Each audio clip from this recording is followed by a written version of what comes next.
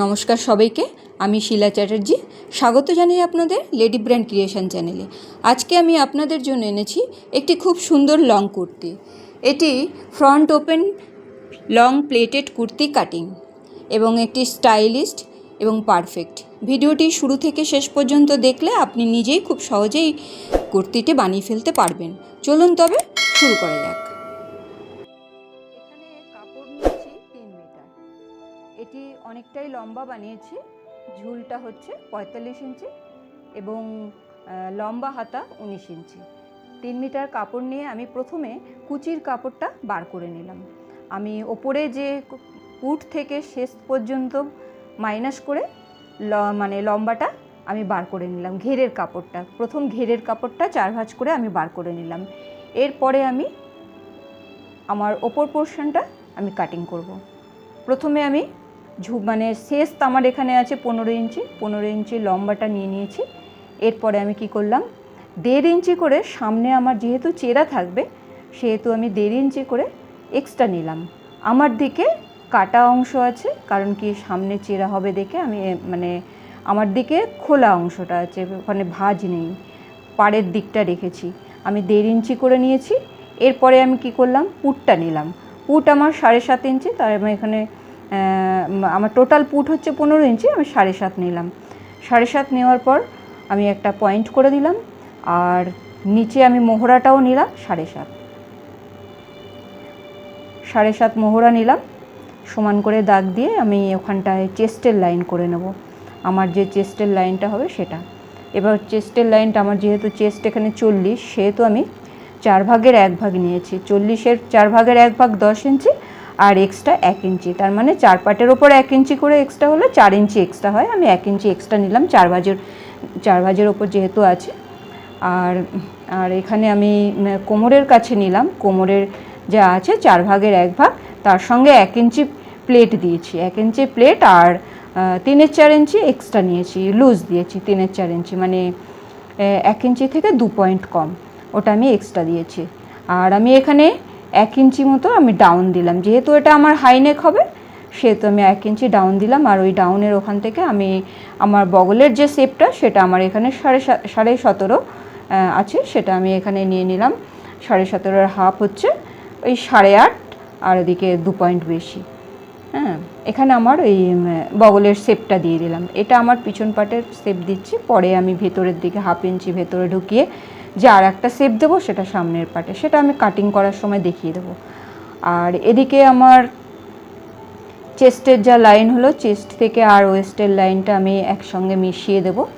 এখন আমি বগলের শেপটা আমি ভালো করে দিয়ে দিচ্ছি। এখানে আমি বেশিরভাগই হাত দিয়ে দিই, আমার স্কেল দরকার হয় না, তাও আমি আর একবার স্কেল দিয়ে দেখে নিলাম। আর এখানে 4 ইঞ্চি দূরে আমার 1 ইঞ্চি যে টিকেন দেবো সেই 1 ইঞ্চিটা 4 ইঞ্চি দূরে নিলাম, নিয়ে আর ওপরের দিকটাও আমি 4 ইঞ্চিতে একটা পয়েন্ট করলাম, আর এইটা 1 ইঞ্চিতে দুদিকে মিশিয়ে দিলাম। কারণ কি কোমরের কাছে একটু শেপ দিলাম, আমাদের সামনে দিকে শেপ দিলে একটু ভালো হয়, তার জন্য শেপ দেব কোমরের কাছে, কারণ আমার এটা ঘেরের সাথে লাগবে। ওইখানটায় আমি একটা টিকেন দিয়ে তারপরে আমি ঘেরের সাথে জুড়বো। এবার আমি চেস্টের লাইন আর ওয়েস্টের লাইন আমি দাগ দিয়ে দিলাম, আর এক্সট্রা আমি 1-1.5 ইঞ্চি বেশি নিয়ে নিলাম, কারণ কি আমার পরবর্তীকালে যদি টাইট ঢিলে হয় তার জন্য অপশানটা রেখে দিলাম। আর আমি এখানে কোমরের কাছে 1/2 ইঞ্চি 1.5 ইঞ্চির মতো একটু উঠিয়ে দিয়ে আমি একটা পয়েন্ট করে নিলাম। কারণ কি আমি যখন এই কুচির কাপড় তলার যে আমার ঘেরের সাথে জুড়বো, যাতে এটা ঝুলে না থাকে, তার জন্য আমার এই শেষের আমি যে ওপরের পোর্শনটা কাটছি এই দিকে কোমরের কাছে 1/2 ইঞ্চি 1.5 ইঞ্চি তুলে দিতে হবে। তুলে দিলে হবে কি জামাটা আর কি ঝুলবে না। এরপর আমি পুট গলা নিয়ে নিলাম 3 ইঞ্চি থেকে 2 পয়েন্ট কম, আর ডাউন নিয়ে নিলাম 3.5 ইঞ্চি, যেহেতু আমার এখানে হাইনেক কলার বসবে। আর 1 ইঞ্চি পেছন গলা দেবো। এটা আমি এখন কেটে নিই, পরে আমি পেছন গলা যখন কাটবো তখন আমি 1 ইঞ্চি ডাউন দিয়ে আমি পেছন গলাটা কেটে নেব। এটা আমার সামনের পার্ট কাটছি 2 ভাঁজে কাপড় নিয়ে, কারণ আমার সামনের দিকে খোলা রেখেছি। আর এটা এরপরে আমার পিছন পাটের কাপড়ের ওপর ছাপ তুলে নেব। হাইনেক বানাবার অনেক রকম নিয়ম আছে, এটা একটা নিয়ম। কারণ কি পিছন পাট একটা বেশি নিতে হয়, এটা আমি সমানই নিয়েছি। কারণ কি অরিজিনাল কলার জিনিস মানে যখনই কলার জাতীয় টপ দিতে গেলে পেছন পাটটা 1 ইঞ্চি বড় নিতে হয়। যেহেতু আমি এখানে বড় নিইনি, আমি এটা প্লেন করেই কেটে নিয়েছি। এটাও হবে, কিন্তু ওটা বেশি ভালো ওই ডিজাইনটা।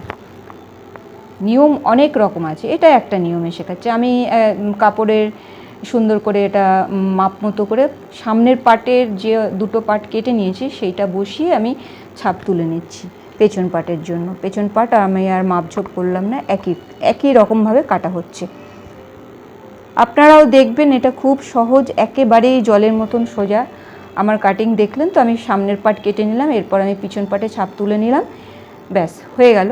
এরপরে আমি কি করব, হাতার কাটিং করব। এখানে আমি আগে বগলের শেপটা দিয়ে নেব আর পিছন গলাটা কেটে নেব। পিছন গলার 1 ইঞ্চি ডাউন দিয়ে, যেহেতু আমার এখানে হাইনেক কলার বসবে, 1 ইঞ্চি ডাউন দিলে যথেষ্ট। আর সামনের দিকে আমি ওই 3.5 নিয়েছি। আর এই সামনে যে আমার এক্সট্রা কাপড় আমি মোড়াবার জন্য কোনা করে কাটিং করতে হবে। এই 1.5 ইঞ্চি জায়গাটা ওপর থেকে কাটিং করতে হবে, আর নর্মাল গলাটা কাটিং করে নিতে হবে। যেহেতু আমি কাপড়টা ভাঁজ করে ভেতরে ঢোকাবো, কোনাটা তখন এপাশে লেগে যাবে। আর এদিকে আমি শেপটাও আমি দিয়ে নিচ্ছি। সামনের দিকে যে তালপাতের শেপটা হয় সেটা দিয়ে নিলাম। আর পিছন দিকে আমি মেপে পুটটা দেখে নিচ্ছি ঠিক আছে কিনা, কারণ কি এটা একটু দেখে নিতে হবে যখন জোড়া দেবো, যাতে কম বেশি না হয়। এরপরে আমি পিছন গলার গলাটা কাটিং করে নেব। এই 1 ইঞ্চি মতো কাটিং করে নিলাম, যেহেতু আমার কলার বসবে সুন্দরভাবে, কলারটা তাহলে বসে যাবে। আমার এটা হয়ে গেল। সামনের পিছন পাটটা জোড়া আছে, সামনের পাটটা খোলা আছে। যেহেতু আমার পুরোটাই ওপেন, ফ্রন্ট ওপেন, কিন্তু আমার এখানে গোল গোল কালো বোতাম বসাবো। এবার আমি হাতাটা কাটিং করে নিচ্ছি। হাতাটা ভাঁজ করে নিলাম, 4 ভাঁজ করে নিলাম। আমার এখানে 19 ইঞ্চি হাতা আছে, লম্বাটা আমি একটু বেশি নিয়েছি, এই 20.5 নিয়েছি। আর এদিকে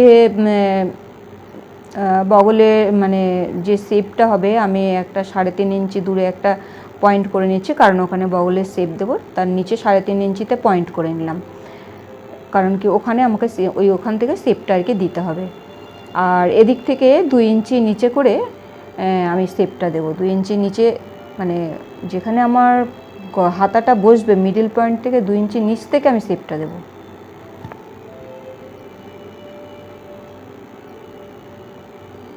তালপাতের আর গোলপাতের একসাথেই দিয়ে দিলাম শেপটা।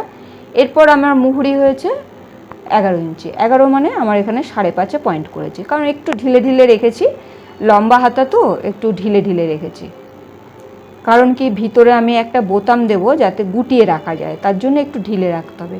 আর যদি আমি 10 নিতাম তাহলে কিন্তু টাইট হয়ে যেত। এগুলো বুঝে করতে হবে, আমি কোথায় কী ধরনের কাজ করব সেই অনুযায়ী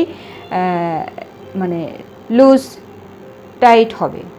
কারণ সবসময় ফর্মুলা খাটে না। আমি ফর্মুলা তো একটা দিতেই হবে, কিন্তু সবসময় এটা খাটে না যে আমাকে 10ই দিতে হবে, 9ই দিতে হবে, 11ই দিতে হবে। কারণ এটা আমাকে দেখতে হবে আমি কি কাজ করব। আমি এখানে যেহেতু একটা বোতামের সাহায্যে আমি জামাটার হাতাটা গুটিয়ে রাখতে পারি, সেই সিস্টেম করব, তার জন্য আমি এখানে 11 নিয়েছি। 11 মানে 5.5 পয়েন্ট করেছি। এবারে আমি এদিকে হাতার কুটকাগুলো কেটে নিচ্ছি, যাতে আমি যখন সেলাই করব, এই চেস্টের যে একটা কুটকা কাটা আছে, ওই কুটকার সাথে এই হাতার কুটকাটা মিশিয়ে সেলাইটা করতে হবে। আর এখানে আমি তালপাতটা কেটে নিলাম, কারণ কি তালপাত কেটে নিলে আমাদের শেপটা হয়ে গেল, আমার হাতা তৈরি হয়ে গেল। আমার এই যে ড্রয়িংটা দেখালাম, এটা কিন্তু খুব সোজা।